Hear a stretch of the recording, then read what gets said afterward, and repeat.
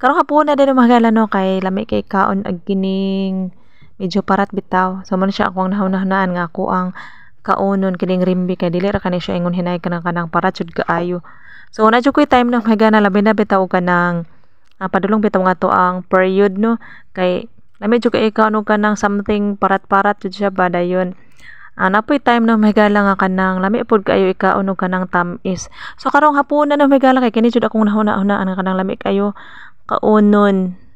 Kay human na matawag kaon, diri na pud na magatubang sa ato ang pilunon. So gamay ra na siya no mahigala nga ako ang pilunon karon kay ang uban ani ako ana na siyang gi pilo no, gianam-anam ako siya og pilo kanang nabitaw ko'y uga nga mga nilabhan no. Gianam-anam ako siya og pilo kay para dili na ko malangan bitaw kay kuan kana bitaw na time nga kanang mudaghan na bitaw kayo nga ko ang mga pilunon. Kapoy na kanay siya lihoko na may gala. Na time na may gala nga kanang unya na lang na siya kay napakulaing buhaton. So man na siya na may gala nga kung ubang mga trabahoon, mga labi na gyud kini ngun ani nga kanang pilunon.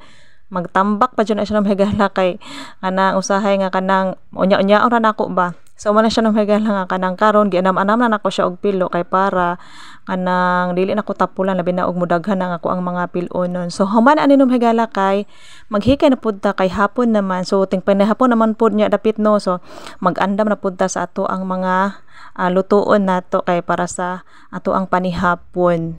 Mapagani pag human akong pamilo nung higala nagtapok na pud dayon ang ako ang mga labhonon. So naswertehan na jud karong hapunan nung higala nga nakaulan.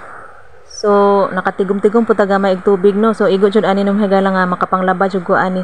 So ako ani siyang iandam karon kay para ugma kanang dali ra ko mahuman ani og panglaba. So ako ani siyang ibabad karon og kanang sabon. Dayon pagkaugma ani nung higala dali ra ko ani mahuman kay gihumula naman ako siya daan. So mo jud ni ato ang trabaho no mahigala isip usa ka inahan. So manglaba jud ta kay og dili ta manglaba manimaho gyud ta no.